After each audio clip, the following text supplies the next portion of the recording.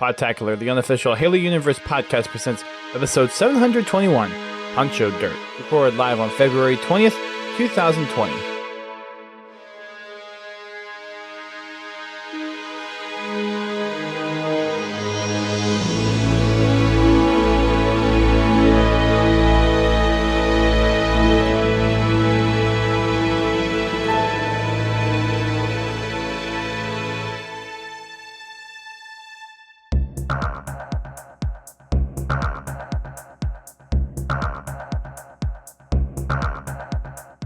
Three, two, one.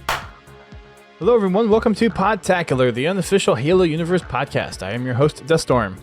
And I'm your co-host, Godzilla T. And we don't have a guest today. For once. Imagine that. But we'll have guests next week. Yay! Now let's see if we can get it done in the next hour and a half. Yes, because we had to start a little late tonight. Sorry. It's okay. So we got our normal housekeeping stuff.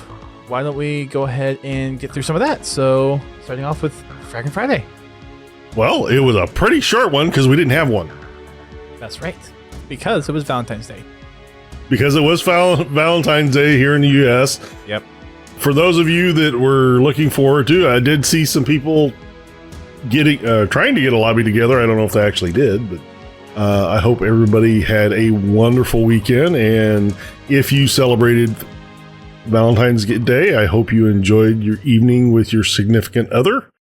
Me and my wife stood in line for an hour and 15 minutes waiting for a table. Yikes. The sad part is we got there at 3:45. Whoa. That was a busy day. No kidding.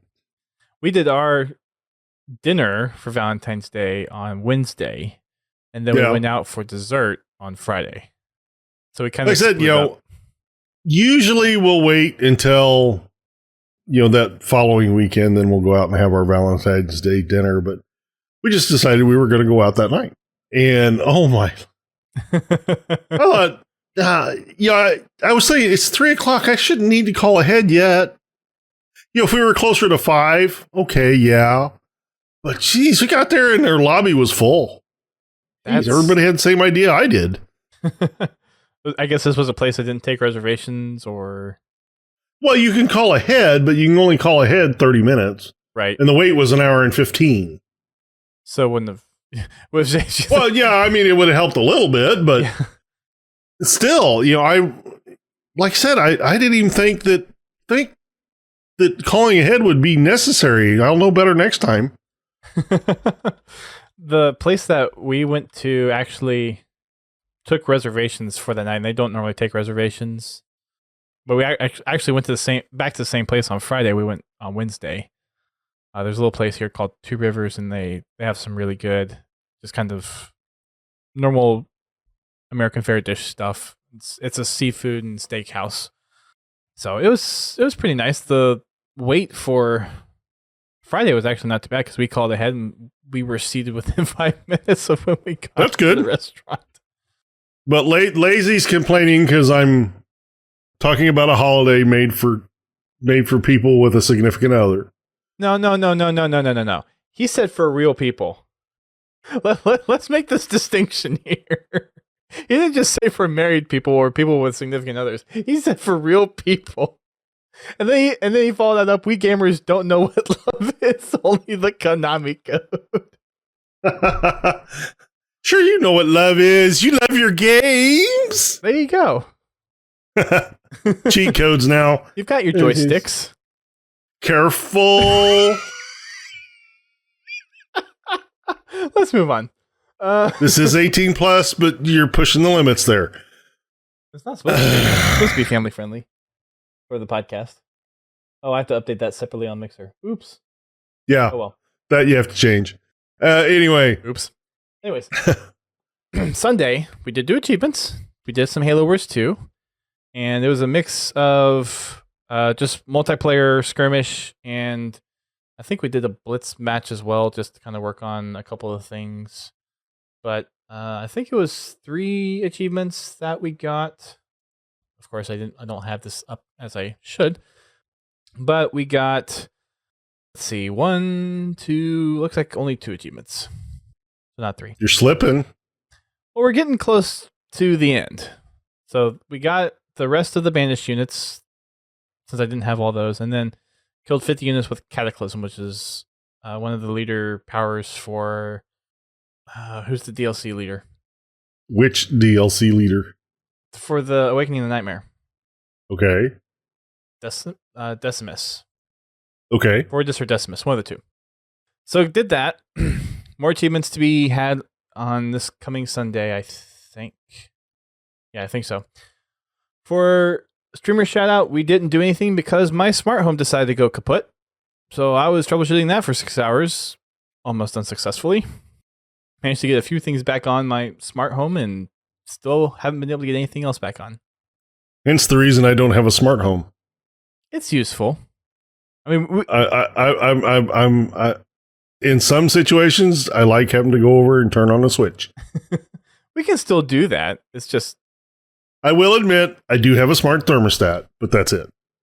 The thing that cued me into the fact that things were starting to fail is we had it set. We have our thermostat set to key off of another temperature sensor that we have upstairs, because the difference between upstairs and downstairs gets ridiculous for some reason.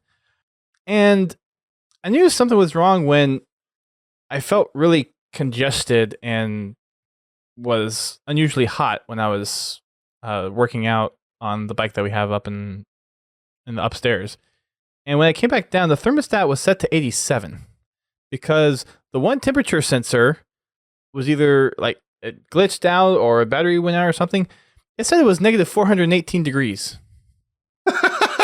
So there was obviously something wrong, and that one sensor was the only sensor that was malfunctioning.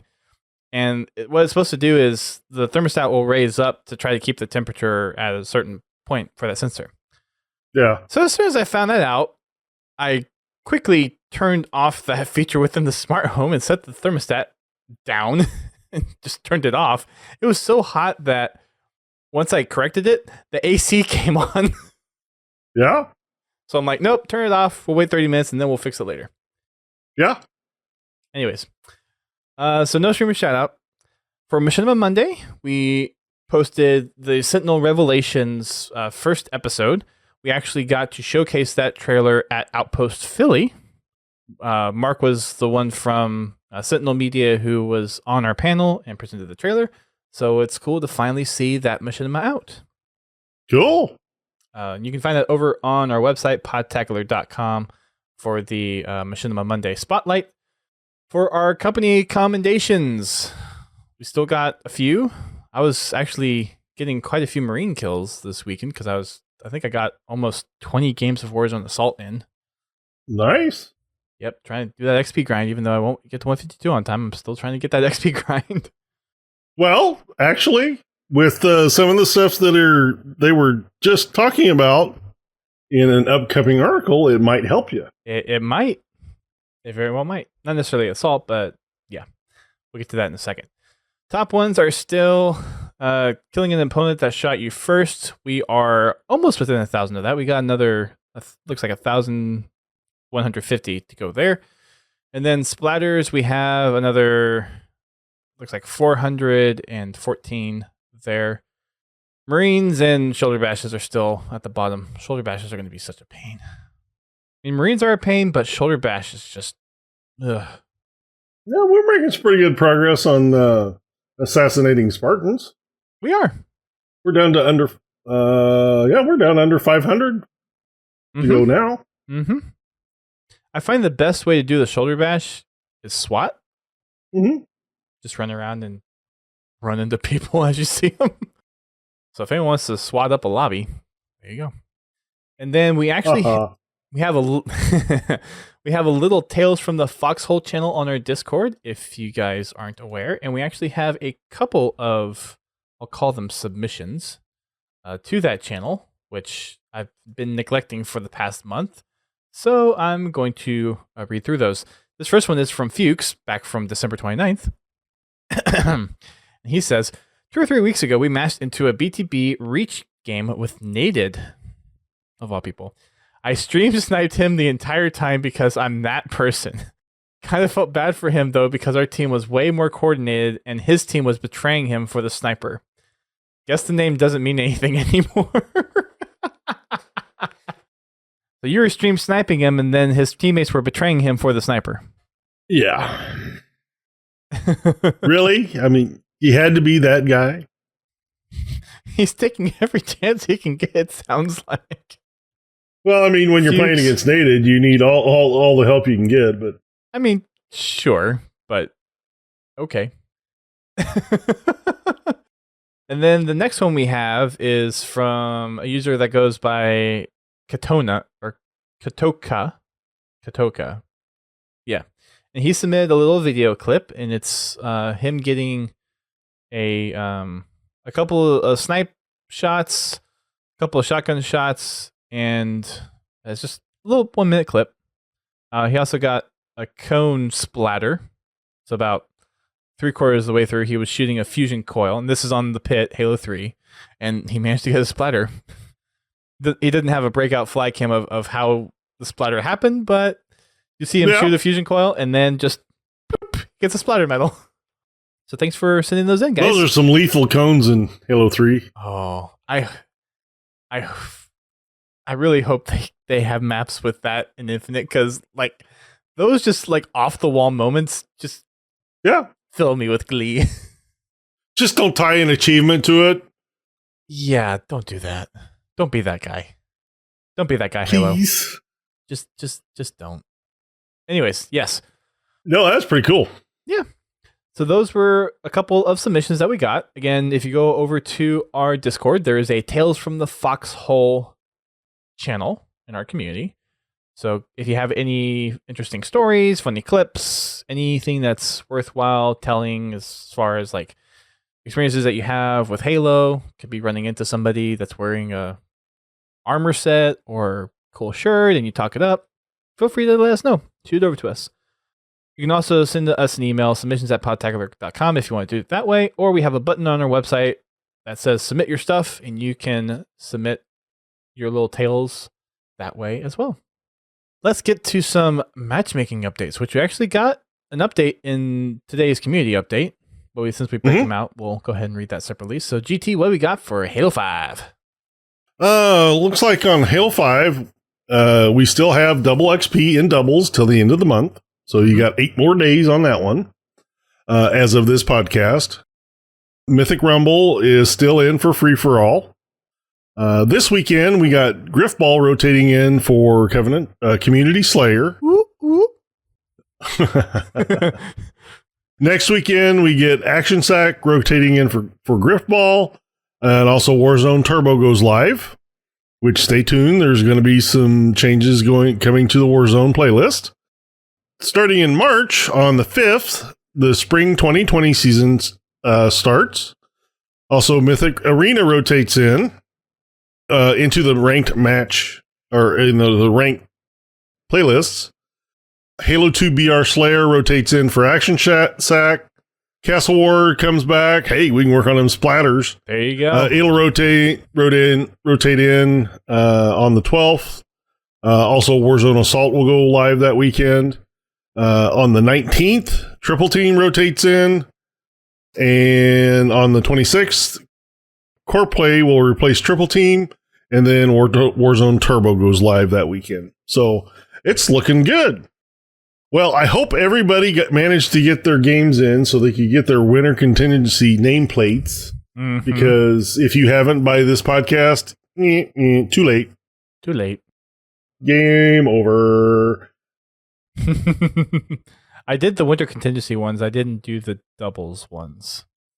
Yeah. I don't know if I honestly don't know if I played enough to get it or not. I got exactly 15. And I counted. Yeah. Like I said, I didn't play a lot. Yeah. Looks like Shoddy Snipes will be selectable in social games for 4v4 and FFA. Also available in Halo Reach, Halo 2, Halo 2 Anniversary, Halo 3, and Halo 4. Across all games, basically. Except for CE.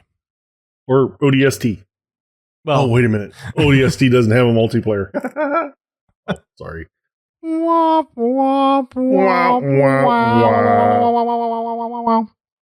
Anyways, thank you for the matchmaking updates, GT. We head on over to our Halo Waypoint articles. First one is the community spotlight from last week. This is the Valentine's Day edition, which unfortunately we did not get to do last week because it came out on Friday. Came out on Valentine's Day. Yeah. The first one at the top here is important to note. We have mentioned this before on the podcast, but it's worthy noting again. Mr. and Mrs. Legendary 117 got married. It's now official. Yep, it's now official. They did this back late last year. They gave Snickerdoodle a couple of pictures to use on the blog. And they also posted some of these over on the Halo subreddit and also on their Facebook pages as well, the corresponding Facebook pages. Going to go on over to the browser view here. Oh, I need to update that a little bit from the new Edge. So what we've done for the podcast's sake, because you guys probably don't like to hear us and ah and ooh and ah over all the pictures. Ooh and ah all over. But we've picked our top 5 posts from this article, and if you want to find out what everything is there, then obviously head on over to the website, halowaypoint.com. But as you see, the wedding pictures up here are really beautiful. They had it at Disney, and there was plenty of Halo to go around. So both of them have helmets and have some pretty cool pictures there. So my top picks in this set, first one is prospective spouses. I couldn't even get the first part of that out. This is a piece of art by Katam343, and it is Buck in his Spartan undersuit and Dare leaning on his shoulder, and then some of the crew of the UNSC Infinity with Fireteam Osiris in the background as well. Actually, I think that's the inspiration comes from the end of the book, which we haven't covered yet. Oh, no. So we have Bad Blood? No, this is yes, Bad Blood. Sorry. We've done Bad Blood. I guess we have. Yeah, we've done Bad Blood. Bad Blood. We did? Although I would think the height difference would be a little bit more than that. Well, I guess it's being a Spartan 4. Well, even in ODST, they were about the same height. And he only gained about a foot over what he was. I thought his Buck was already 6 foot. I didn't think they were the same height, but okay. I said about. I didn't even think it was about, but I am probably wrong. But who knows? Whatever. Yeah. Next one that I like is Cards of the Apocalypse. And this is kind of a since we're right there, one of my favorites is this shot of the Brute. Yes. Sorry. And also one of GT's favorite was the Prospective Spouses. But yes, Tartarus by Dusty Yo 10. Now, if they'd have made Tartarus look like that in Halo 2, oh my god. Anyway. Yeah, right? Everyone's the same size in ODST. Okay, thanks, Inji. I thought Dare was shorter for some reason. I guess not. So yeah, my next one here is Cards of the Apocalypse, and this is just a mashup of a whole bunch of different universes, and you have Master Chief with Cortana there. You have a Stormtrooper. I know I recognize some of these other characters, but I can't think for the life of me of what. Looks like they've got. Oh, I can't think. Yeah, I'm having the same issue. Wonder if the Reddit post says what the characters are. Let's see. Nope. No, it doesn't. Not seen. Like, I think maybe one of them might be. Oh, there is a claptrap. I missed that, Inchi. Yeah, there is a claptrap. I like that one. I like it, just the mashup of worlds of different gaming universes in there. It's cool. And I recognize these characters. I just have, for the sake of me, I cannot think of. Like, can't place them. Yeah, and there's a scarab in the background, which is cool. Mm-hmm. Some 40K. GLaDOS is on the TV.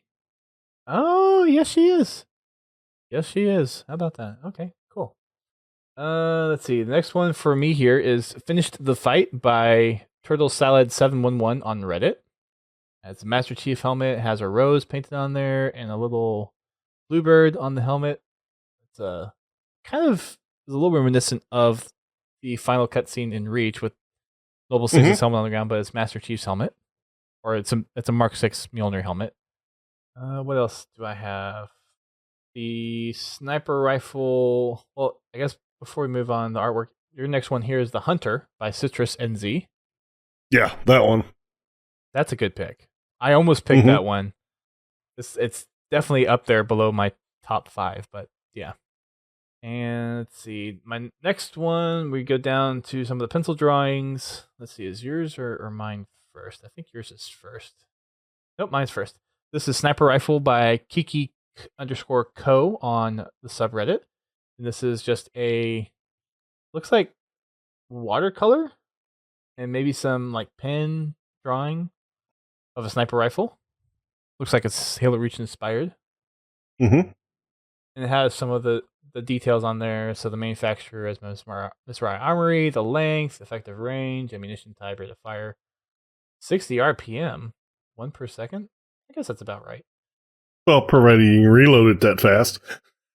Well, it's probably 60 seconds, like even just like between single bullets, but ignoring the reload. The next one is yours, which I think is a good pick. It's Johnson by Aeon Autumn on subreddit. It's a very good Halo 2 Anniversary Johnson. Yes. And then my last one is actually a Twitter.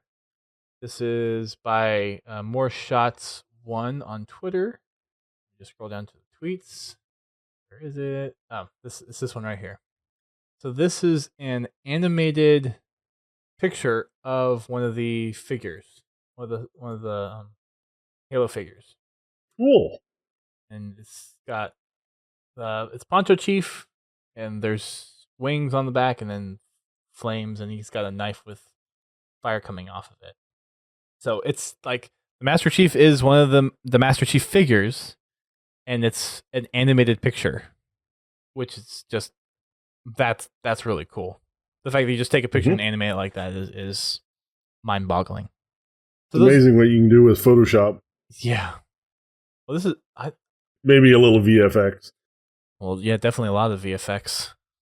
So those are our top picks. Again, if you want to see everything that's over on the Spotlight, head on over to the website.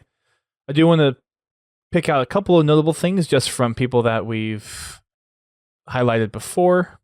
The first one is here by Rythaze, and he's one of the folks that we actually had on from last week.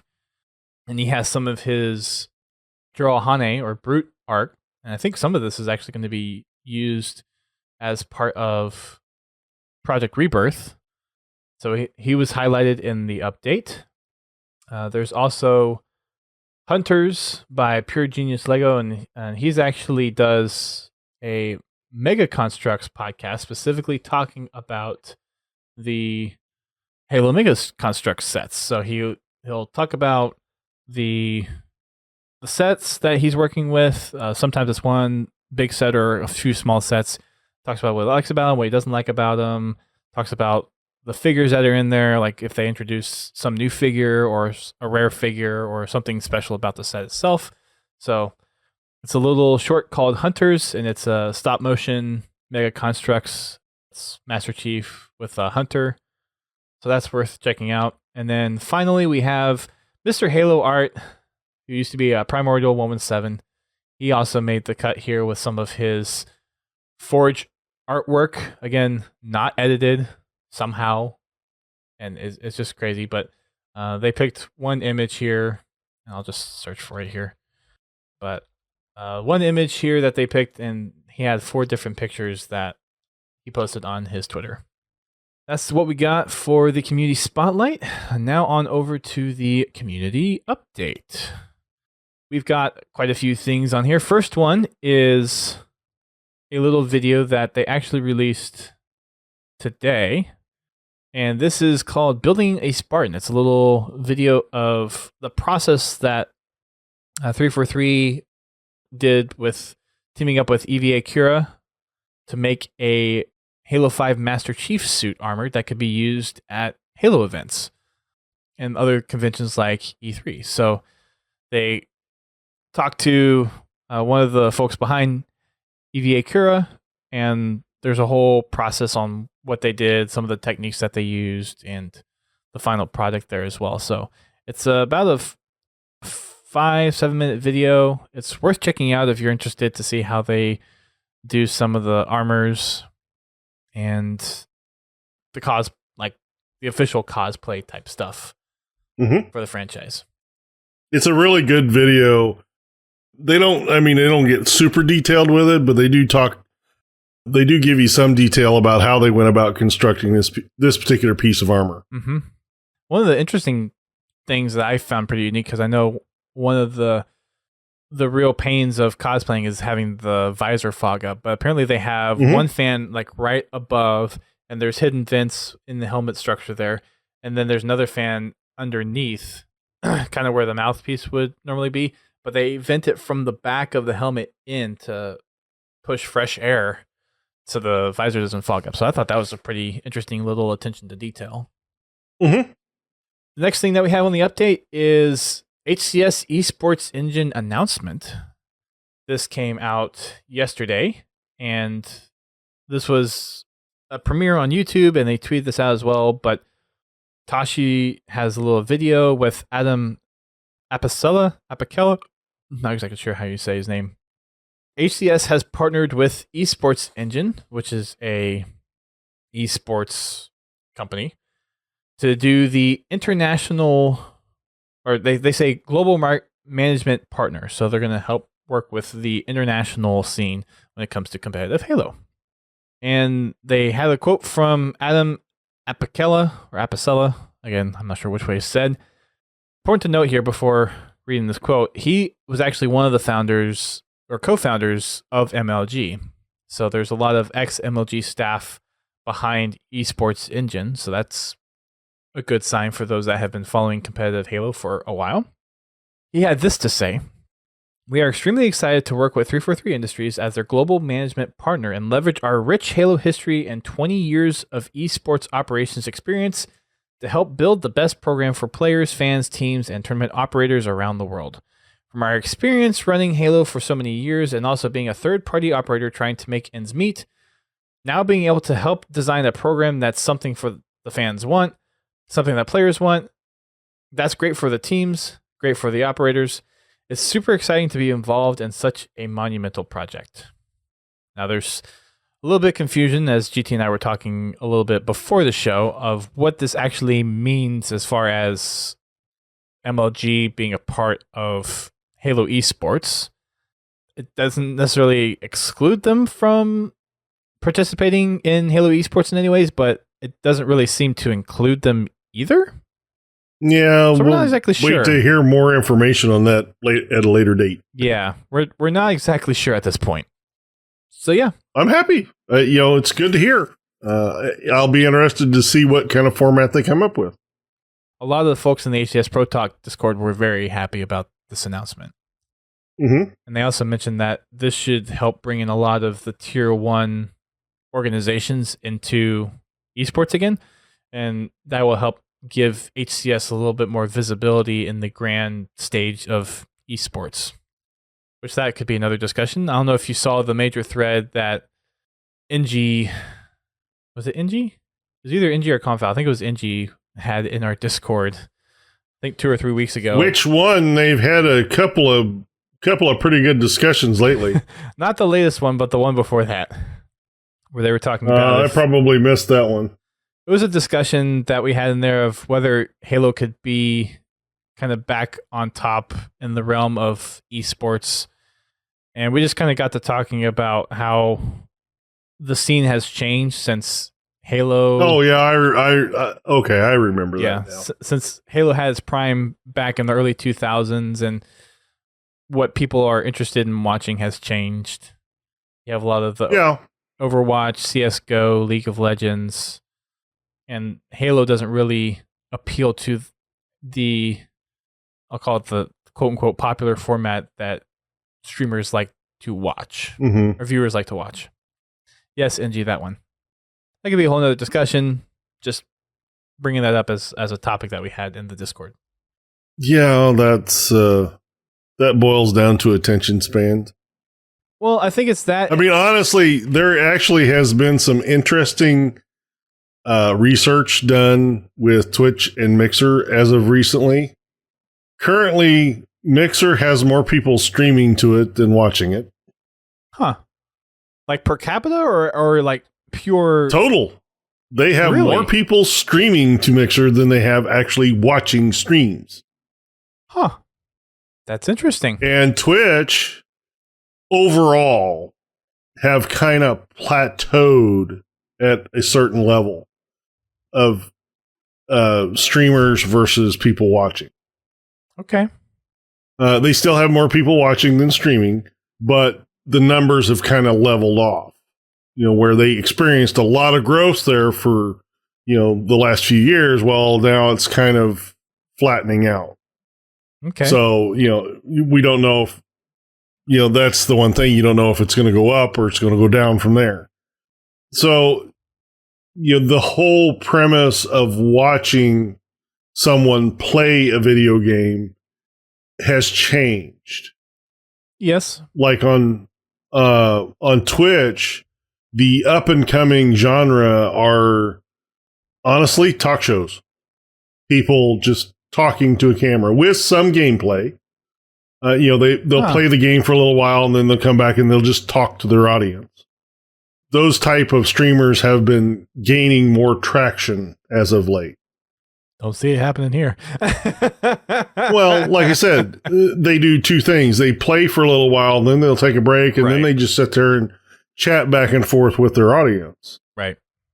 You know, they'll put the game aside for a little bit, and they'll just sit there and chat with their audience, answer questions, or, you know, they usually will steer the conversation in a certain way. Got it. But yeah, you know, it's the mindset of people is definitely changing on that one. Yeah. DreamHack Anaheim is this weekend. So by the time you're listening to this, it's taking place. Over with. Or might be over with, yes. Come on, Des, let's be honest. Hey, I've been actually doing a pretty decent job. You have been, with a couple of exceptions, but you've been doing pretty good. This last week was an exception because of my freaking smart home blowing up in my face. Well, you're the one that has the smart home. Yes, this is true. But there is the event taking place from February 21st to 23rd. Again, if you're listening live, that is tomorrow. And if you're listening to the podcast, it's either happening right now or that's happening after the fact. There is the Halo Reach on PC 50K 4v4, and then there's a 5K FFA, and there's an extra little thing that they threw in there. There is a $2,000 Halo Reach campaign speed run. Is that the whole campaign? No. That'd be interesting. No, it's just specific maps. I think it's four missions that they have. But hopefully Nightfall isn't one of them. I don't know, actually. They didn't specify which maps are going to be selected. But you sign up on site. They will play 5 people at a time for the speedrunners. This will take place in the PC play area from 12 p.m. to 8 p.m. The top 24 runners from Friday and the top 24 runners from Saturday will move on to the finals on Sunday. Yeah. A shot for the grand prize. Prize distribution, it's $650 for first place, $400 for second place, $250 for third place, $150 for fourth place, and $50 for fifth place. And this is being coordinated by Pro Ace Joker and DJ Blue PDX. They are going to be your hosts for the event. Well, for the 2K specifically. Yeah. Yes. For the speed run part. Right. Pro Ace Joker has been one of the more consistent and prevalent speedrunners, at least on stream. Mm-hmm. Mr. Monopoly, I don't know if he's been streaming as much, but he's still doing a lot of stuff on his YouTube channel. And there's a few other speedrunners that'll come. Well, he's been streaming, but he hadn't been really doing runs lately. He's been exploring the new glitches that he's found in Halo 2 recently. Yes. GT hosting an esports event when? Never. That was from NG on Mixer. I know who it was from. I'm telling the folks that are listening to the download. NG's trying to be funny. Again. We got the next Microsoft Store event. It's going to take place on March 29th, and it's going to be a Halo Reach Doubles. Cool. Like I said, it's funny how those rose-colored glasses came on when Reach got re-released. Anyway. It does look a lot better than it did back on the 360. Don't get me wrong, it looks great, and it plays fine, but it's still Reach. This is true. This is very true. It does play different than it did before when you're playing on computer or on an Xbox X, but it's still Reach. It is. The same problems that it had when it was on the 360, it still has. Anyway, I'm glad everybody's enjoying it. And you had mentioned updates to the Halo flight earlier that's going on, which I don't think we actually mentioned on the podcast last week because it came out after the fact. Well, it came out that day is when they started sending out invites. Oh, yeah, so I guess we did touch on it a little bit. Matter of fact, during the podcast, I happened to check my email and I got the invite. So thank you, 343. I appreciate that. Looks like approximately 100,000 people registered for the Halo Insider were invited to this flight. I think that's the biggest amount of people that they've invited. Yeah. For any one flight. The flight features, or the new features in Halo Reach that they're testing in this flight are Message of the Day. You now can see the ping for the data center you're connected to. Push to talk, voice chat, and push to talk keybinds. And then a new crouch while moving behavior for mouse and keyboard. Hopefully it works for controller too. I haven't tried that one yet. I've been on the other side. I've been playing CE. So for Halo Combat Evolved Anniversary, it includes support for several missions of single player and co-op campaign. I think they got 4 or 5 levels in there. I can't remember exactly how many. I honestly haven't booted it up yet, so I don't know. Yeah. I plan on playing this week. The weird thing is they start you off at Truth and Reconciliation. Okay. Anyway, which I've already found a weird glitch that I haven't had a chance to actually post yet, but I'll get that posted up. What is the glitch? Well, let me finish this and I'll go into the glitch. Okay. There's also multiplayer, match-made, and custom games. And new customization 3D model viewer. Which gotten a lot of flack. Is interesting. It's interesting. We'll just go there. That's gotten a lot of flack. A lot of flack. Now you can change your Spartan armor's color in 3D. Oh. And it looks nothing like the in-game model because Unreal Engine renders it differently. Yeah. Get on tune that, guys. Just a little bit. Just a little bit. Don't get me wrong, it looks great in menus, but it doesn't look anything like it does in the game. Nope. Anyway. Nope. So the interesting thing that I came across, and I don't know if anybody's run across this yet or not, but I played Truth and Reconciliation with a controller, not keyboard and mouse, and I noticed during the level that every once in a while, if I was zoomed in, just the 5x zoom, and I'd hit reload, it wouldn't unzoom me. So I would stay zoomed in while it went through the reload. Unfortunately, I was playing by myself, so I don't know if it actually went through the reload animation or not. But I stayed zoomed in. Could always go into a custom game and find out.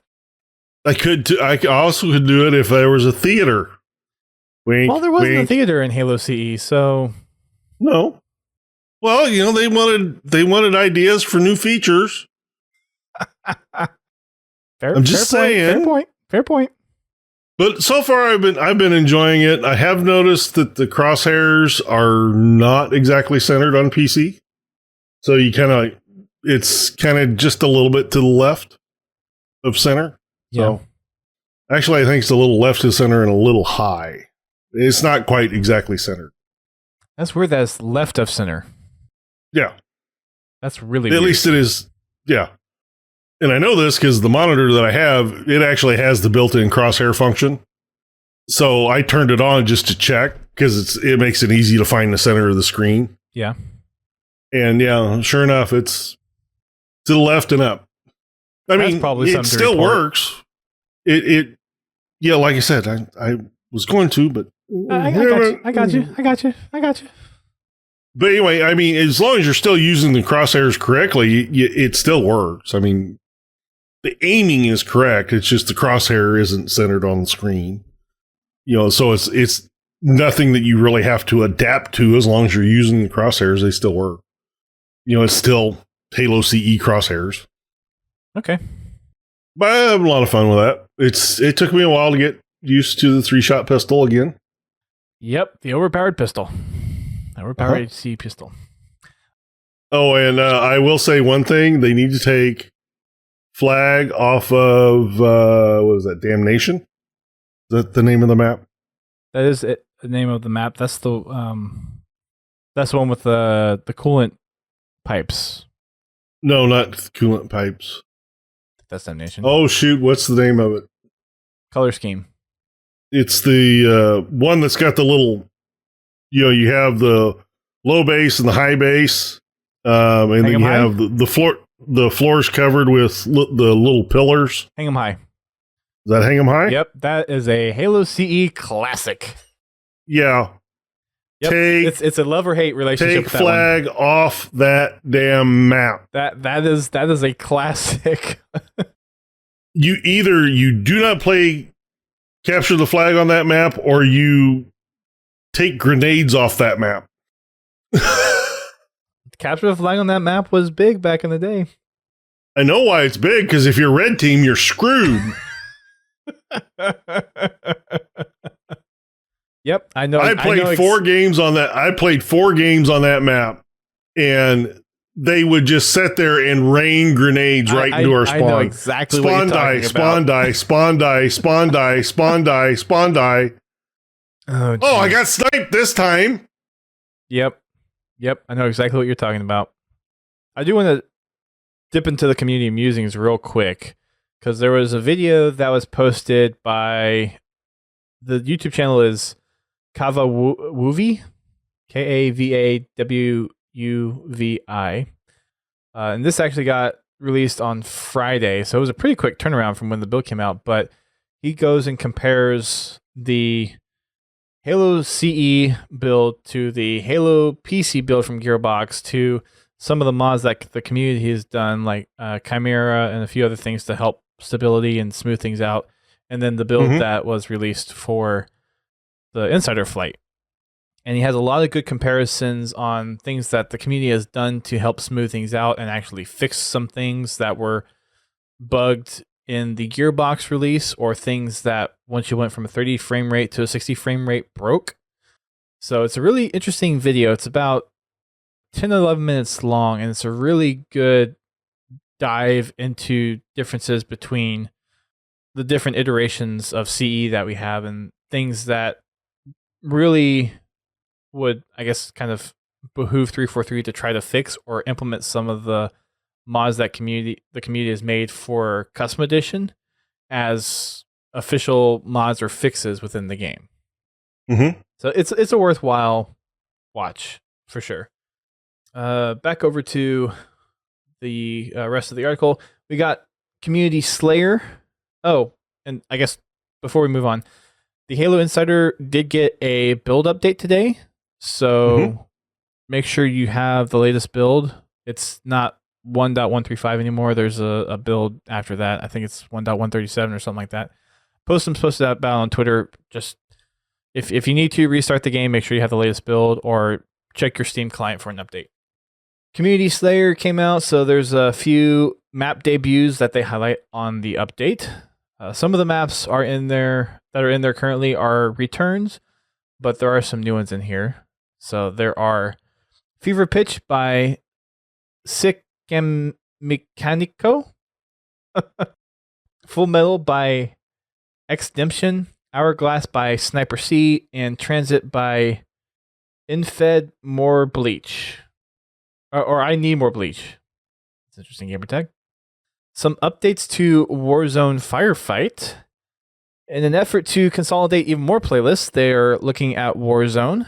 They've noticed that people who play Legendary Warzone Firefight jump into Mythic Warzone Firefight on the weekends, thus leaving an imbalance in both of those playlists at different points of the week. So what they're going to do is combine the Halo or the Heroic and Legendary Warzone Firefights and keep the Mythic. Now what that means is it'll be Heroic difficulty, but you'll get the XP payout that you've been getting for Legendary Firefight.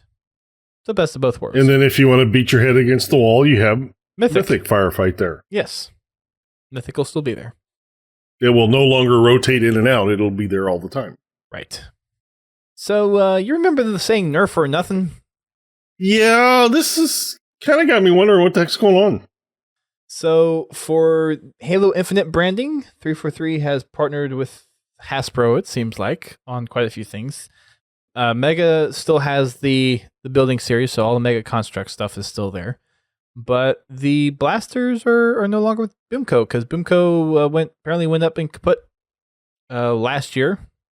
I didn't know that. Laird hit me up on Discord and let me know that Boomco is no more. Yep, pretty much. Well, that's sad. I've still got my box of blasters, which I haven't hung up yet. I probably spent like $300 or more on Boomco. Well, see, now they're worth like $320. Or nothing. The market might be bad enough to where they don't cost anything. Oh. But anyway. Sad days. Yeah. So Halo has announced their partnership with Nerf.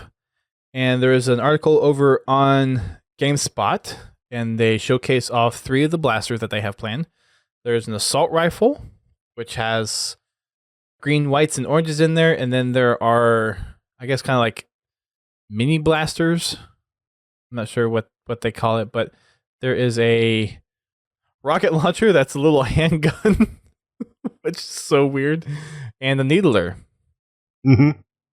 They shoot the little Nerf darts. It's the regular size Nerf darts. Huh? I think it's the regular size Nerf darts. It's just... I thought they shot the smaller Nerf darts. One thing we did get with that release is we did get something official for Infinite. Yes.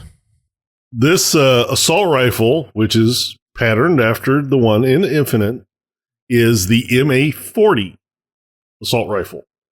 Mm-hmm. And it'll come with a code that you can use to unlock the Nerf skin in Halo Infinite, which confirms that there are weapon skins in Halo Infinite. You know, the funny thing is boxes. I've got the Boomco one and I don't even use it. I have told my wife, and I haven't done this yet, and she's not down here, so she's not listening, but I have told her that at one of these days, there will be a Boomco weapon at the front door, and I will be hiding. She has to come shoot me first, or I'll pop out and shoot her. She'll have like a minute to find me. Oh. So yeah, we had a lot of fun with those. For those who happen to watch the stream or not, when I had my bachelor's over before our wedding, we had a little kind of LAN party here. So there was one point after like an hour and a half of us playing, we broke out the Boomco blasters and we just started shooting each other. So that was a lot of fun. Micro shots is what the small ones are called. Yeah. There's a spanker and a needler. Yes, please, no more pizza skins. Itchy says he loves them. He can have them. I personally don't care for the pizza skin. I don't want them in my loot boxes. There's also some announcements going to be happening at the New York Toy Fair, which is this weekend. Both Mega Constructs and Wicked Cool Toys. Wicked Cool Toys being the company that 343 has partnered up with to do a lot of the Infinite products, will be showcasing some Halo gear at the New York Toy Fair. So cool. be sure you're staying tuned to the Halo Gear Twitter account. Also, to that effect, Mega Construct, the Mega Constructs account teased out an image. It's basically a couple of sets that have been blacked out. There's one that is a pelican. There's a warthog and a mongoose or a gungoose. And these are all Halo Infinite sets, so it'll be interesting to kind of get a glimpse at what different changes we might see in Infinite for design stuff. So that's going to be happening. NG says that they're likely going to be revealed tomorrow, which will be Friday the 21st. Cool. Yeah. And then finally we get to the bottom of the update where we have the latest piece of artwork, and this actually harkens all the way back to Halo CE. Mm-hmm. Pretty wicked piece of art. Yeah, I love this piece of art. Mm-hmm. I don't remember when the first time I saw this was, but it's a lovely piece of art. Yeah, it's already in my wallpaper folder. You need to go back and download some of them because I haven't gone back and downloaded everything. Mm-hmm. Shut up, NG. I don't download all of them, but I download a lot of them. And I know that, I do it when I see them because I know if I try to tell myself to come back and do it, I never will. Someone just needs to make a folder that they just dump them into, and then it's just available for everybody. Yeah, you need to come up with a OneDrive that we can all have a link to. And you just dump them in the OneDrive and, so it automatically syncs to our computers. Please, 343, please. Please. Yes, please. That would be nice. There is a spring 2020 season update that... I don't know why I'm blanking on his name right now. The guy behind the rankings and the matchmaking stuff. I don't know why I'm blanking on his freaking name. I don't either because I don't know his name either. Someone in the chat will correct me here. The CSR guy. I don't know why I can't think of his name right now. Like I freaking saw his name when I put it in the freaking show notes, but I didn't put his name in the show notes. Zaid Fell? Well, no, that's his forum handle. Yeah, no. Oh, jeez. What's his name? Chat, help me out here. Joshua Menke? Yes, Minky. Yes, Josh Minky. Yeah. Thank you. Wow. People are going to be yelling at me on that one. Okay, anyways, he has a little update on the forums talking about some of the changes that are going to be coming to the 2020 spring season based on some feedback. They've been getting a lot of feedback based on if a player quits on the losing team, then the winning team doesn't get a lot of, or doesn't gain a lot of CSR. So they're going to make a change so that players on the winning team will still get full CSR even if a loser quits early. They also said that players still appreciate losing less CSR on a loss when they have a quitter. So they're going to keep the behavior with one exception. And this is based on feedback about players intentionally quitting out of parties to avoid CSR loss. They're making that quitters in the same party will not prevent the usual loss of CSR. So players who have party members quit for them will still lose full CSR. So just play the game. Just play the game. They've also noticed a lot of people are reaching Onyx really fast, so they're going to be adjusting some of the CSR there. Instead of a max rank, I'm not one of them. Instead of a max rank of 30 CSR gain and loss per match, it'll be 10 once a player reaches Onyx. And then they've also heard that Onyx players are matching with lower skilled players. Obviously, that is possible due to some of the low population counts in some of the playlists. So starting in the spring season, Onyx and above will receive diminishing amounts of CSR the farther their skills are from the rest of the party. And this also has to deal with like Onyx members partying up with other members that have that rank. So it's a little more balancing out of the CSR based on who you're playing against. Also, the minimum CSR for champions is going to be raised from 1,500 to 1,600 because of the changes happening to some of the Onyx ranks. So there you go. Cool. A little update to the spring 2020 season. The Valentine's has come and gone, but there was a little Valentine's card that Halo released. So if you had a chance to go use that, it looked pretty cool. It was a little like a fourfold thing that you could make. So also they posted another sound design Saturday over on their Instagram. This time it was gun sounds and explosions. And then the social stream was Matt Klein and Snickerdoodle. And Matt Klein is one of the latest additions to the team. He's actually only been at the studio for about a week. He's part of the HCS, I think, broadcasting team.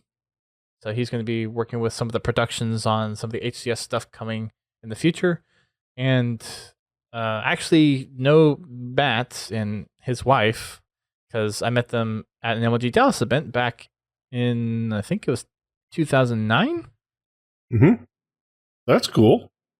Thank you for the follow, Samuel Hodgkiss. That's an interesting name. Thanks for following us on Mixer. Yeah. So I think at one point they said that was like either one of the first times they've met or like their first date because we drove to a TGI Fridays. So there's a little history there. A little bit. Yep. That's it for most of the article stuff. There is one little fan fiction Friday there if you want to take that, GT. Oh, yeah. Fiction Friday. Even though it's Thursday. Well, this was Friday from last week. Yeah, I know. I'm joking. Gotcha. The Mongoose is an all-terrain quad bike that is wildly popular on both civilian markets and within the UNSC. For who knows what reason. Because you breathe on it heavy and you're rolling over. Yeah. Maybe it's the horn. It's got to be the horn. Yeah. We've got a couple community highlights to go through. HCS Pro Talk released their 114th episode, and this is their DreamHack Anaheim preview. And also, Podcast Evolved released their 202nd episode, and this is an interview with Scott Brick, who has narrated, I think they said like 13 of the Halo books, something like that. Or maybe it was like 13 different franchises or something like that. It's probably 13 different franchises. Okay. Because I think he's only done like 5 Halo books. Okay. So it's an interview with them. I haven't listened to that episode yet. I have listened to the HCS Pro Talk episode, but those podcasts are there. Over on the community musings side of the house, we've got our normal Halopedia Trivia Tuesday and Lore Thursday. So what do we got for those, GT? For Trivia Tuesday, did you know that David S.F. Wilson, creative director of Blur Studios, designed the UNSC Spirit of Fire as a small nod to his a Private D. Wilson appears in a cryopod in the final cutscene of the original Halo Wars. Did not know that. I didn't know that either. I'll have to look at that again. Yep. And per Halopedia, Lore Thursday, let's see, the AC-220 Vulture is a heavy gunship used by the UNSC for some odd reason. The Vulture saw heavy use by the crew of the Spirit of Fire as they fought for survival on the Shield World 0459 and Installation 00. Actually, the Vulture is not a bad unit. No, it's a very. I've seen some talented players do some interesting stuff with them. It's very useful for me as we've been doing the Halo Wars 2 achievements. It's been very useful. Mm-hmm. Also, the little announcement that we had mentioned that Halopedia was going to make last week, well, they made it. They are pleased to introduce the Aperture update to the Halopedia archives. Finally, the majority of the Halo 3 Iris ARG has been archived in their original form, including the long-lost campaign overview that goes over the ARG in detail. More over at archives.halopedia.org. So break out your old Internet Explorer. I think I was using Firefox back then. You won't be using Firefox now. Firefox no longer supports Flash. So I'll use Chrome. I hope there's some way that they can convert those to HTML5 or something like that. Yeah.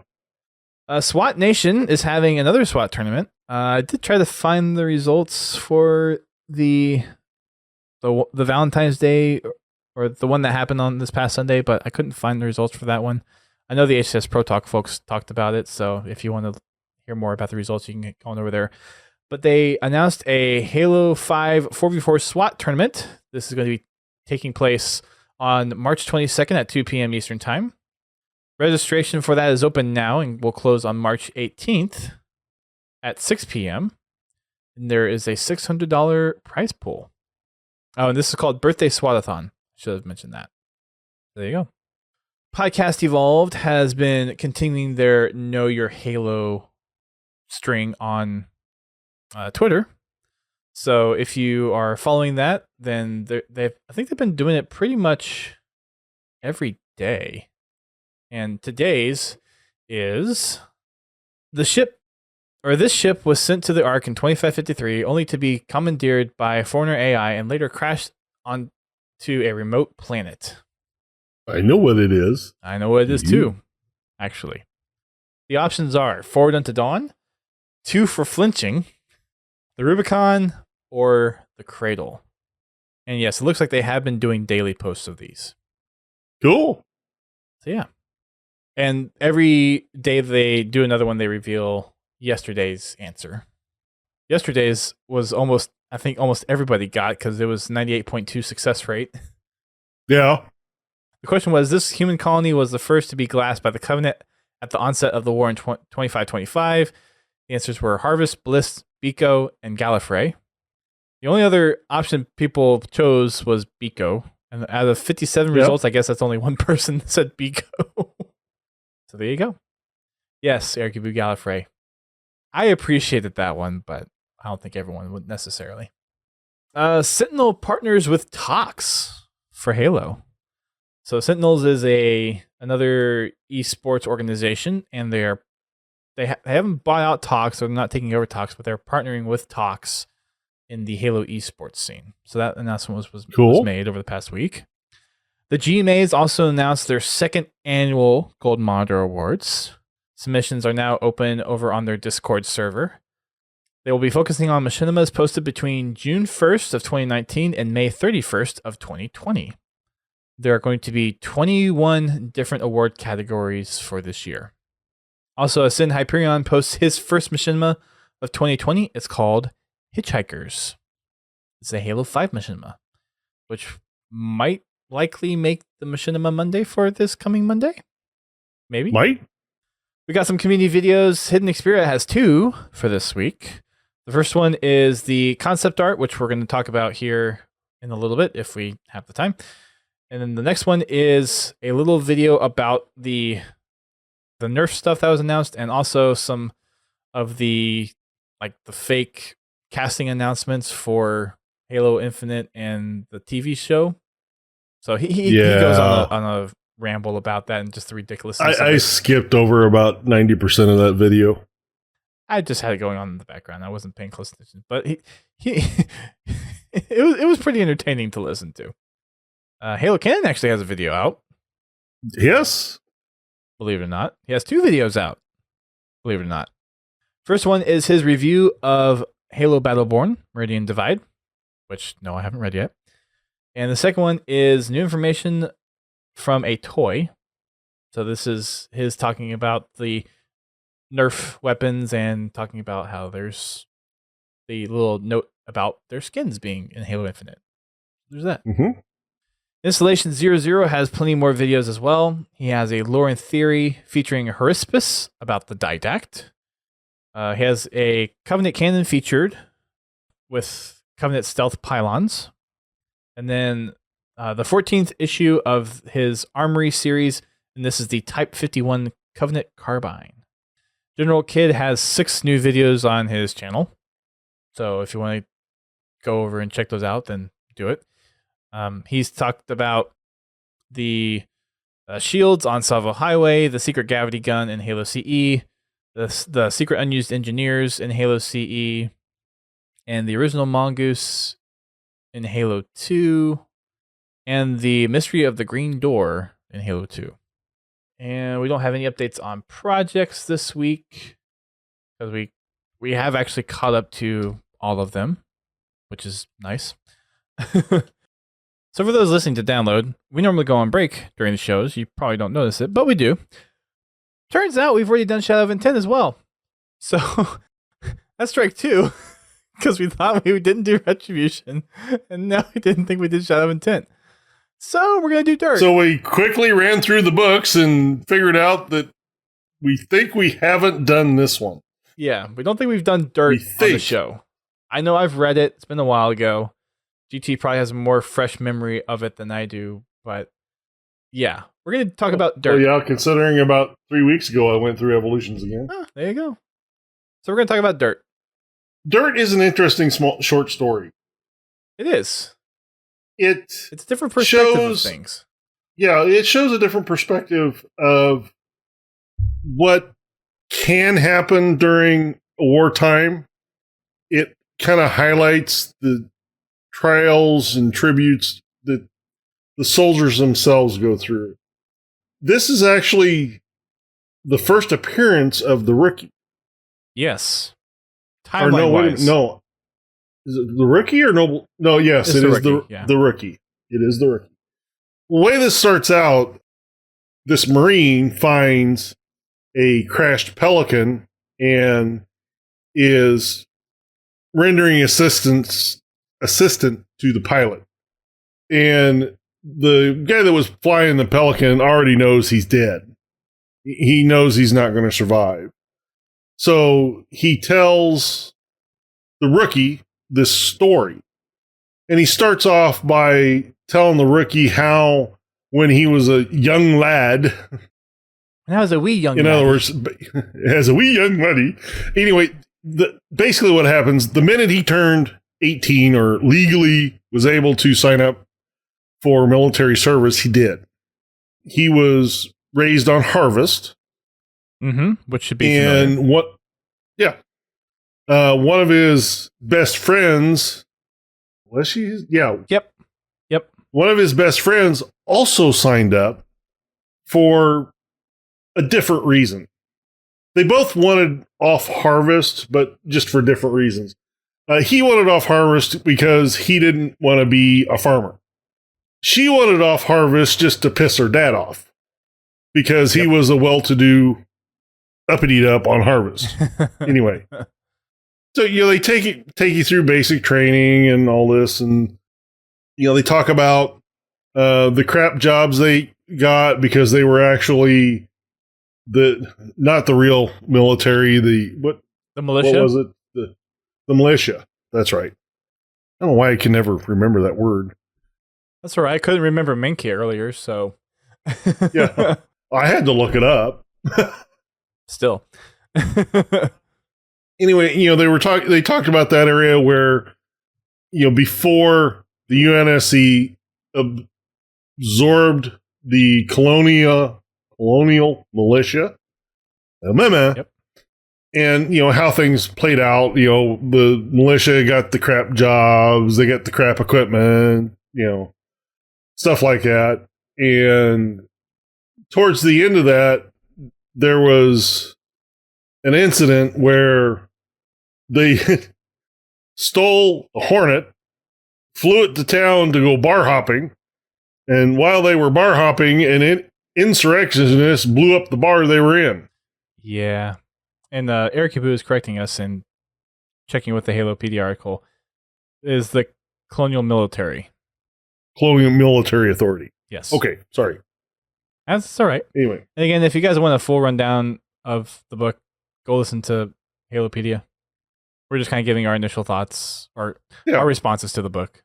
This is kind of a high-level overview, and yes, I understand that some of this stuff I will get wrong, because keep in mind, it has been over a month since I actually went through this story. Yeah.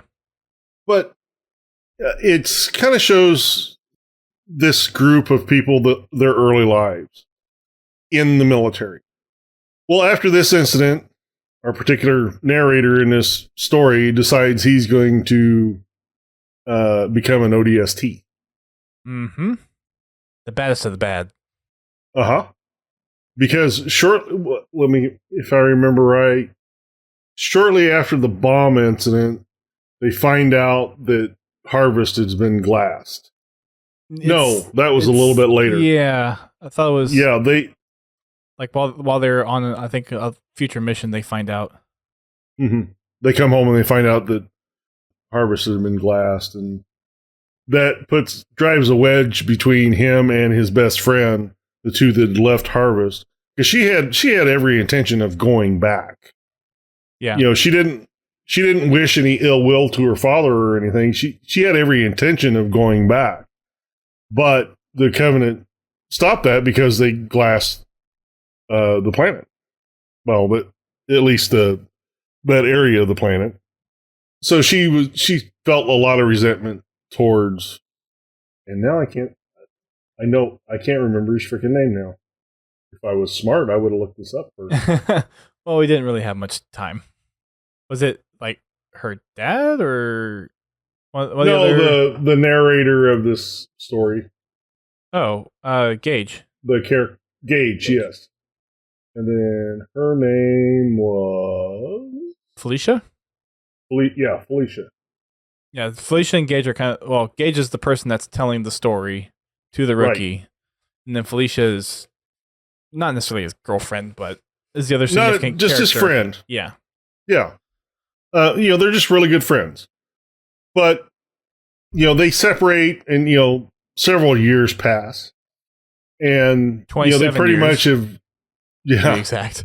They pretty much, each of them has come to the point where they think the other's dead.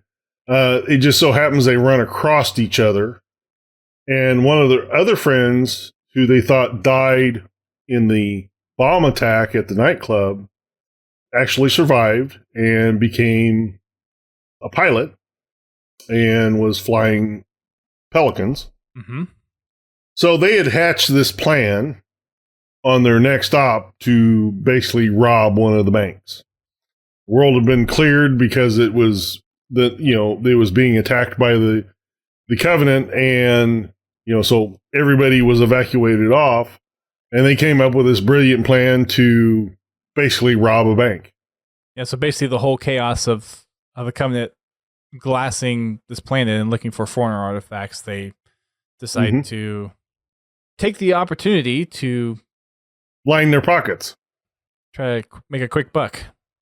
And the reason the UNSC was there was they were there to try to recover the Forerunner artifact that the Covenant was looking for. Yeah, that was the that was the whole point of why they were there. Mm-hmm.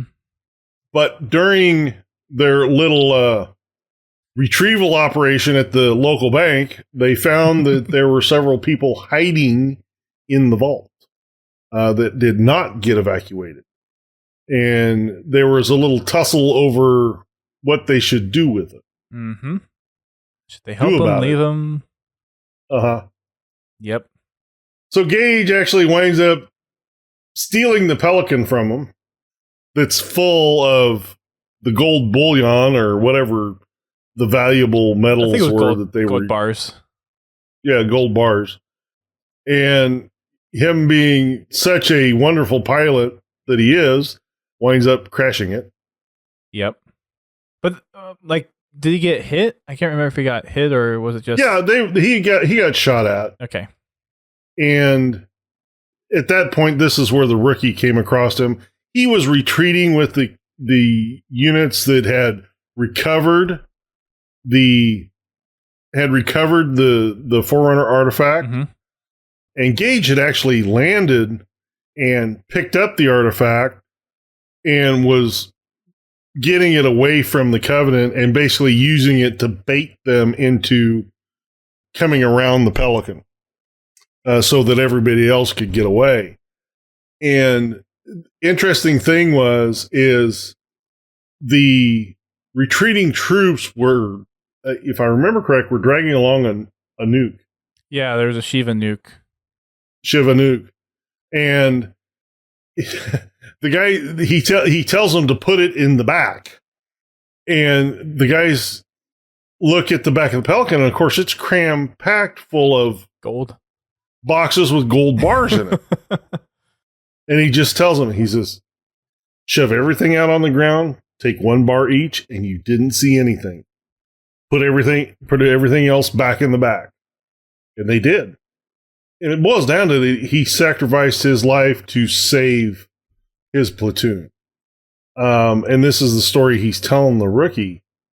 And it shows how easily in this situation someone can become jaded. And somebody can really go against against their character. Yeah. And how easily that can happen. Yes, this takes it takes place over 30 years, but it's sometimes the stuff happens so subtly that you don't even notice it. And I thought it was an interesting depiction of just wartime situation. Well, and I think a nice little thing that Dirt does as well is you usually see such a pristine presentation of the Halo universe, so, and excuse the pun, but this throws a little dirt on that and shows you a different, like, what would probably really happen within the universe somewhere. People take advantage of the situation when one thing I have liked about the Halo universe is it's not always squeaky clean. I mean, in every book, there's some stuff in there that makes you just, you see go on and it just makes you squirm. This takes it further than most of the other books. I will understand, we'll take that, but they're not afraid to touch on these subjects. They're real things that would probably happen in a situation like they're this. Not real things that would probably have happened. They're real things that have happened. Well, yeah. It's happened in our history. Mm-hmm. Yeah, and this takes place shortly before the events of, I guess, Halo 1 and Halo 2, maybe?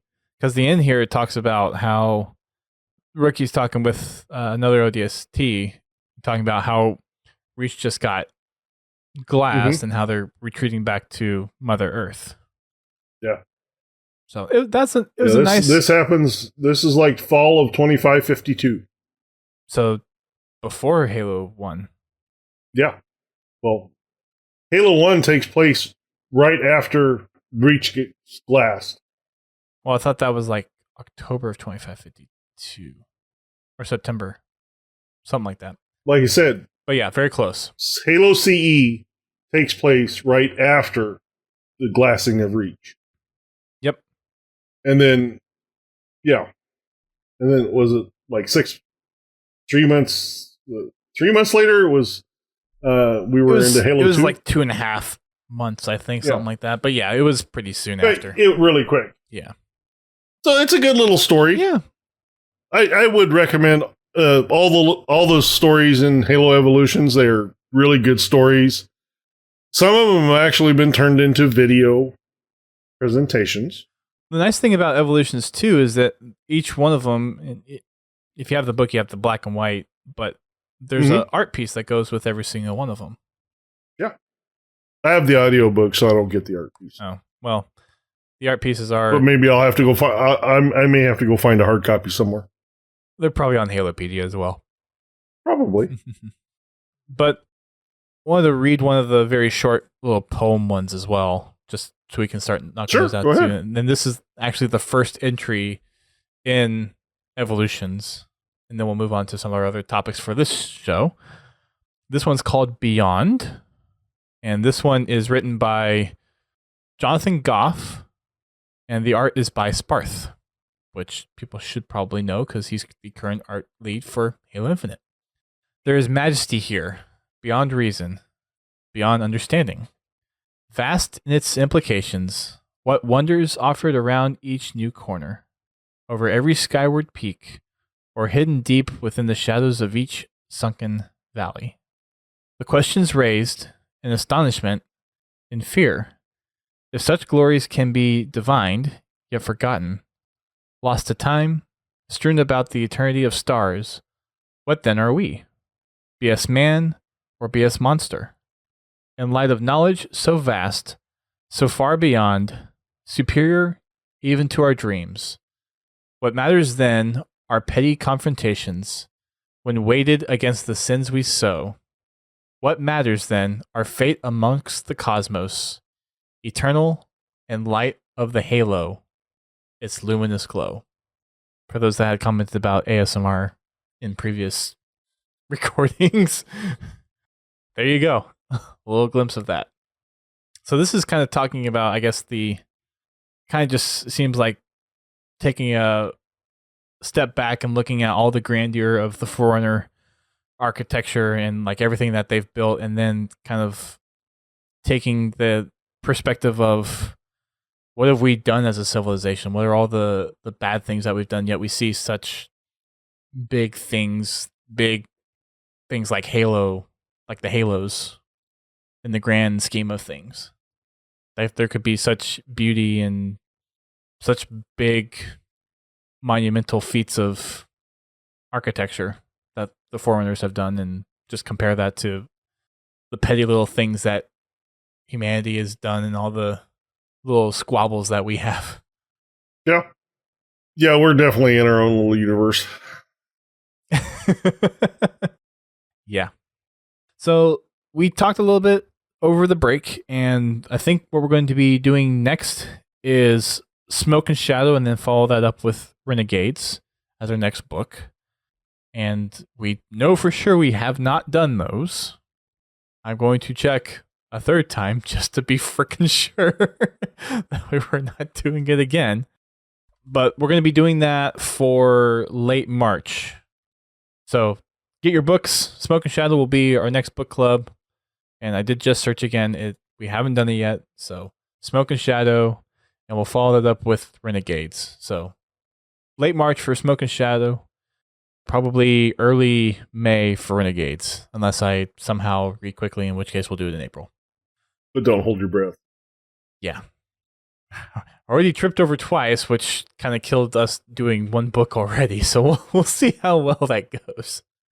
So a couple of weeks ago, there was some Halo 5 concept art that was posted by the user RoboGabo on ArtStation.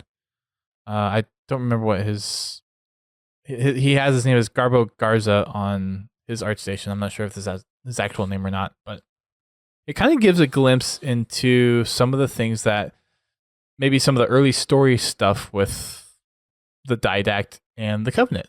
So a couple of things that have been really striking the community is the fact that there's an elite with a Promethean arm. So there's some blending there of Forerunner tech with the Shanshai, or not Shanshai, the Sangheili. And I think there was just some discussions around like the implications of what like it meant to like some of the Covenant purists who didn't think it was right to use like Promethean tech in the way that's being shown in this concept art piece. So it was an interesting take on seeing the elites kind of adopt this way of thinking of sacrificing your limbs to have Promethean limbs. As far as where that would go in the Halo 5 story, I don't know. I don't see where this would necessarily kind of hint at in the way that we saw Halo 5 get presented. I mean, story-wise, can you think of anything that this would mean?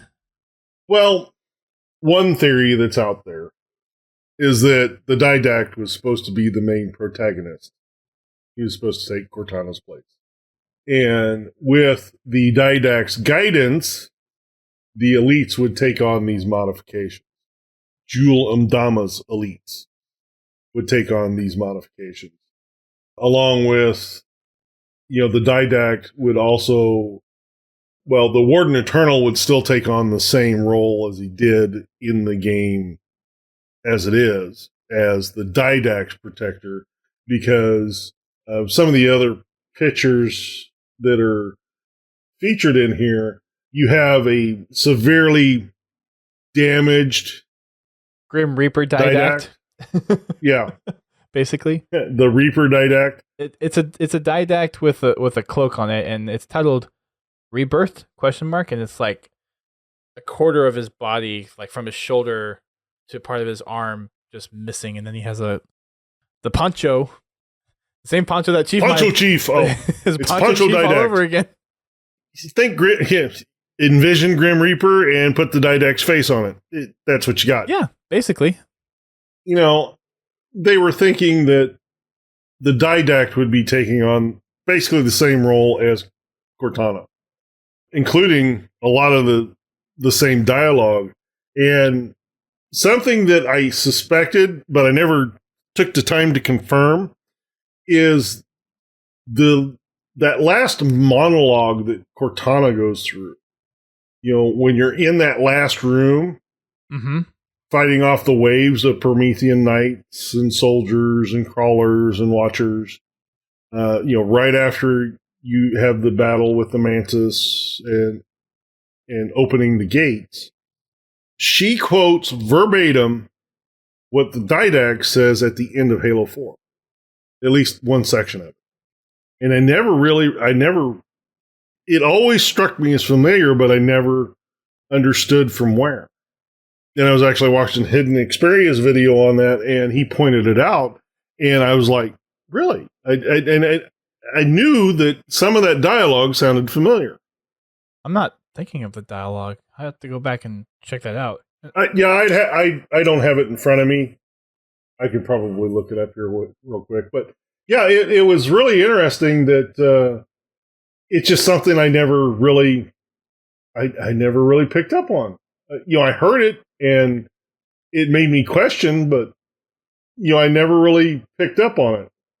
I'll have to go research that. And I'm guessing if Hidden Experiment mentioned it in his video, then it's probably something that wouldn't be too hard to find.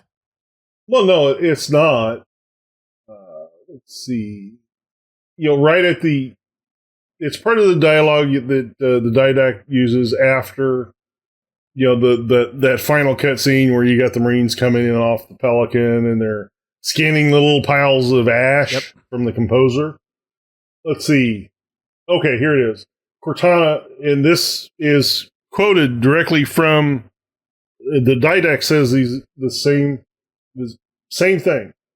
Cortana states, "Our strength shall serve as a luminous sun towards which all intelligence may blossom." You know, this is just part of the phrase. Yeah. And the impervious shelter beneath which you will prosper. And those are actual lines from that monologue that the Didact does at the end of Halo 4. That's interesting. So that's the theory. That's one of the theories. As to being the cut storyline for Halo 5. I never picked up on that. That's very interesting.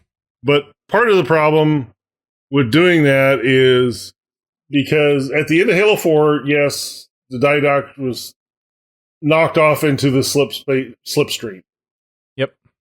Which we all originally thought had killed him.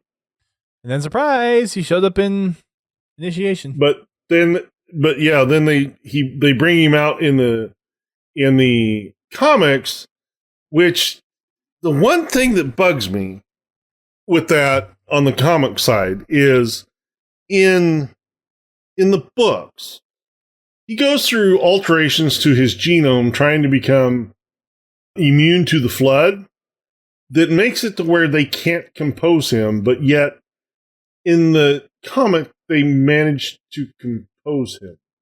It doesn't make sense. I didn't pick up on that before. Yeah, that's one thing that always confused me. Maybe the composers in the Composer Forge are more powerful. I don't know. Maybe. Eric Brew probably knows. And I didn't know there was more than one composer. Until the comics, at least. Right. There's some interesting other art pieces on here, too. There's an actual dog with no DST, which I thought was pretty cool. Yeah. That'd be cool to see in Halo. And then there's another thing in here, the 400 Titans.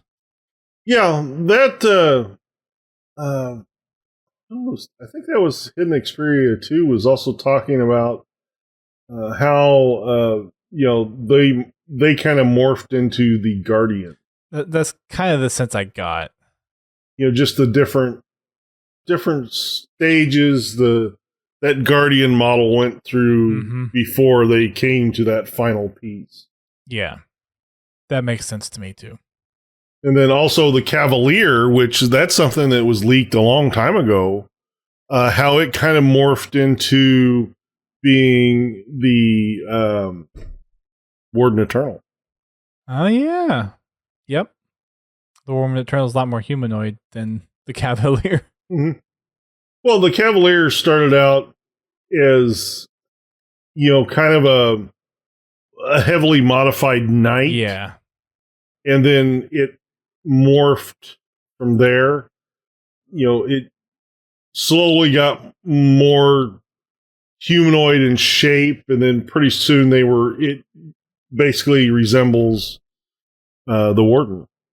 Mm-hmm. And Inji said the Titans are code names for the Guardians is supposed to be another Greek mythology reference, which makes sense. Yeah. Which makes sense because, in Greek mythology, the Titans were huge. Mm-hmm. Those were kind of the only things that really stuck out. There's some other Forerunner type things. But other than that, those were the big ones that really stuck out. Was the Elite Forerunner hybrids, the Reborn Didact with the Poncho, Mm-hmm. and then the Titans. I mean, yeah, they got some early concepts of Veils, Tanakas, and Locke's armor. Mm-hmm. There's some early concepts of Buck's armor. Of also, which most of them stayed pretty true to the final design. Spartan Thorn, yeah, they stayed pretty close to it. There's a Thorn, the one from Spartan Ops. Yep. Spartan Thorn. They got some of his armor in there because it's theorized he was supposed to be in Buck's place. Yep. Which it'd be cool because Thorn was a really cool character. I mean, the rest of Crimson was... honestly, with as much attention as they paid to him in Spartan Ops, I thought he was going to be part of Halo 5. I did too. It seemed like that was probably part of the original plan. I mean, I didn't think he was going to be like a playable character, but I thought he would be just part of the game in some way. Yeah. We all thought that. Mm-hmm. Alas. Maybe the next game. Maybe. And then we were also going to talk about dual wielding a little bit.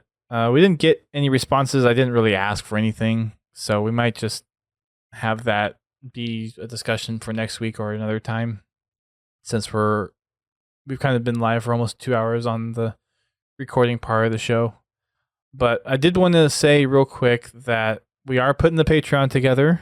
I am currently building the campaign and all the tiers and all that stuff. So come the 1st of March, because I don't want to necessarily put it out with less than a week left in February and have people basically double pay at the start. So come at the beginning of March, we'll open this up to people, and there'll be tiers ranging from $2 to $10, depending on how much you want to contribute and help out with supporting us. So be on the lookout for that pretty soon. Once it's live, it'll be available at podtacular.com/Patreon. And then just another reminder for our weekly streams. So we'll have Fragment Friday tomorrow. We will put a poll up in the chat in Discord to see what people want to play. I know we had mentioned not doing Insider, but then again, we didn't do it last week because of Valentine's Day. Do we want to put that as an option for tomorrow, just because there are a lot of people in there? We'll put it out there, and we'll see if there's enough interest. We can do it. Again, that will be on PC. So, and at least for me, it'll be on the Steam side. You're doing the Steam Insider as well, right? Well, the Insider is only on Steam. No, they've got a Windows version too. Oh, well, the Windows and Steam are cross-plat anyways. But depending on what we do, I will be here tomorrow. So if we need to split lobby, well, I meant for finding people, right? But like what I'm saying is, if people want to do a split lobby, and if there's enough people that want to do Xbox related stuff, then we can do a split lobby if need be. Definitely, because my wife will be out watching a movie with one of her other friends, and I'll be here all by his lonesome. Yeah, you'll have to come keep Dust company, please. Yes, that'd be nice. And then if everything is... I don't think there's anything I have on Sunday, but in case there is, this won't happen. But for the time being, we're planning to do the achievement stream for Halo Wars 2 on Sunday.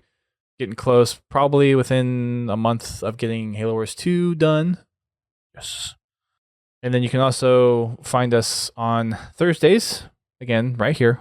8:30 p.m. is normal start time for the podcast. So come on over and tune in for that. You can follow us on our social media. We are on Facebook, Twitter, and Instagram. Again, find us on our Discord, podtacular.com/Discord. And if you want to help us out with our company commendations, then you can head on over to podtacular.com/company and request to enlist. We have plenty of spaces now because I did a little bit of cleanup a couple of weeks ago. So there you go. Next week on the show, we are going to have the folks from the Finish the Fight, a Halo podcast, on to talk about their podcast. Plus, I'm going to make a post about this tomorrow, but I teased this last week on the show. We're going to do the whole choose your favorite weapon thing that's been kind of going around Twitter. And I think if we have enough time, we'll do kind of a ranking, maybe not next episode, but in one of these future episodes. Kind of a twist off of something that Drunken Halo used to do on their podcast. And we might take over that segment because I thought they were going to try to come back, but I haven't heard anything yet, so we'll see. What, drink heavily? So they actually did something where they took a set of weapons, and I think the last time they did this was for Halo 5, for the starter weapons, and they put them in kind of like a tournament bracket and basically had a head-to-head discussion on each one, and then they came out with like their overall reigning starting weapon choice. Dust, are you going to make me think? Just a little bit. Just a little bit. Especially if we're going to do the universe segment that we had mentioned last week too, which we are still trying to figure out how we're going to do that. So yes, that'll all be coming next week. So again, the Finish the Fight folks will be on the podcast to talk about the podcast and what they do. We'll have our community results of their favorite of all time Halo weapon. This doesn't include vehicles. This doesn't include turrets or grenades. This is every single weapon that's been in a first person shooter game. I have a little image ready to be tweeted out, and hopefully we'll get a lot of community input on that. We'll probably do the same thing for game and vehicles and that kind of stuff. So that'll be on the podcast next week as well. Plus maybe a couple other things. Who knows what we'll come up with in the meantime. Sorry, I tried to hold it in. Angie's being funny in the chat again. Angie said we need a He says Go ahead. We need a Podtacular bingo card, and 90% of it should be technical problems. Which we haven't had any tonight. Shut your mouth. We haven't had any tonight, so when's Toy Fair discussion? That's a good question. That could be next week, depending on what we see, Kevin. That's a good point. I mean, we saw a lot of stuff announced today. There will most likely be stuff announced, so we'll probably talk about some things next week. I don't think it's going to be a huge volume, but if it is, then maybe there will be a reason to have a separate podcast to talk about it. Possibly. We'll see. Yeah. All right, that's going to do it for us tonight. Any final comments, GT, before we wrap things up? I'm beat. I want to go to bed. Sounds good. I'm right there with you. I'll see you tomorrow night. All right. Remember, check out the Discord. That's where we put the polls for game nights if you want to participate. And again, only vote if you plan on participating.